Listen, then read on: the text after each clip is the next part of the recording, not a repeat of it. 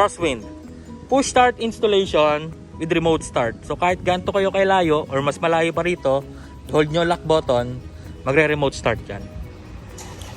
Okay? So, kagandahan sa system natin, kahit pag nag-remote start kayo, kahit lumapit kayo sa kotse nyo, nakalock lahat ng pinto.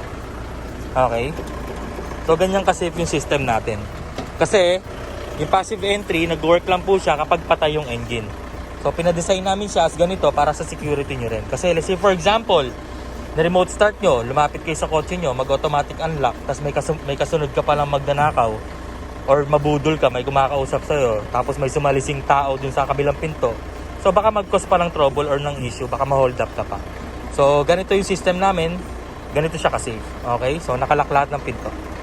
Wala makapasok dyan, bukod tangi dun sa owner. Okay, let's say for example, may force entry, binasag salamin, inunlock dito, or lumusot, mag-try mag-change gear, tumapak sa preno, ang mangyayari, mamamatay yung engine. Pakita ko sa inyo. Yan, patay na yung kotse. So, ganun siya ka-safe. Okay, napakalupit sa security.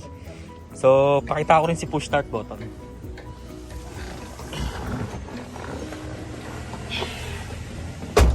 So, yan naman si push start button. Susi natin, 2 piraso.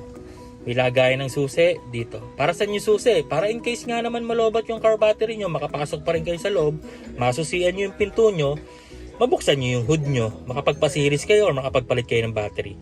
So, yun lang yung purpose nya for emergency. Okay, so ito, automatic transmission, park luggage, tsaka handbrake. Kapag nakadrive kayo, tapos nakababa ang handbrake nyo, hindi siya mag-engage. So, ganun siya ka-safe, guys. Okay, so safe na naman.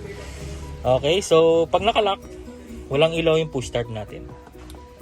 Yan. Pag naka-unlock, dun lang siya may ilaw.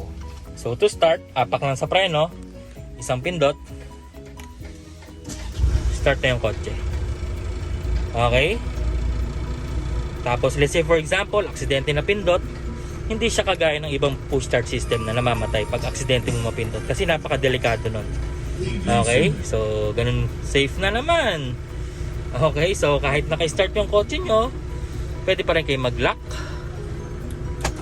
unlock sa remote. So napaka-convenient nya. Pwede kayong lumabas, lock nyo lang uli yung kotse nyo, tapos pagbabalik na kayo sa kotse nyo, unlock nyo lang, pasok na kayo ka uli, drive nyo na yung kotse nyo. Diba? So napaka-convenient nya. Tapos to turn off, apak lang sa preno, isang pindot, patay na yung makina. Sa mga keyboard warriors, paano daw kapag gusto pang antayin yung mga nawawala sa dashboard bago mag-start? So pwede pa rin naman yun, guys. So 2 pindot lang, 1, 2. Tapos antayin nyo na yung mga mawawala pa dyan. Tapos saka nyo i-start. Apak sa preno, isang pindot, start nyo. Okay, so ganun lang kasimple ang buhay, guys. Okay, so sana nasagot ko yung mga tanong ng mga keyboard warriors dyan. Peace tayo, guys, peace. Okay, start. So again, to turn off, apak lang sa preno, isang pindot. Tapos may passive keyless entry din tayo na kapag lumayo kayo sa kotse nyo, auto lock, pag lumapit, auto unlock. Pwede nyong i-disable yon kung ayaw nyo. Sa remote lang po siya dinidisable. Okay? So, lahat ng kailangan nyo malaman ay tinuturo namin dito sa Gavin. Bago kayo umalis dito, dapat alam nyo lahat. Okay? Pag hindi kayo naturuan, huwag kayo magbayad. Okay? So, ganun lang kasimple ang buhay, guys. Huwag nating pahirapan. Okay?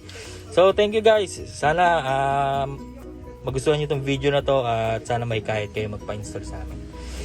Okay? So, follow nyo kami sa Facebook, sa Instagram, sa TikTok, tsaka subscribe din kayo sa YouTube channel namin para makita nyo yung mga sample na gawa namin. Alright? So, have a nice day and ingat kayo sa daan, guys. Okay? Peace out.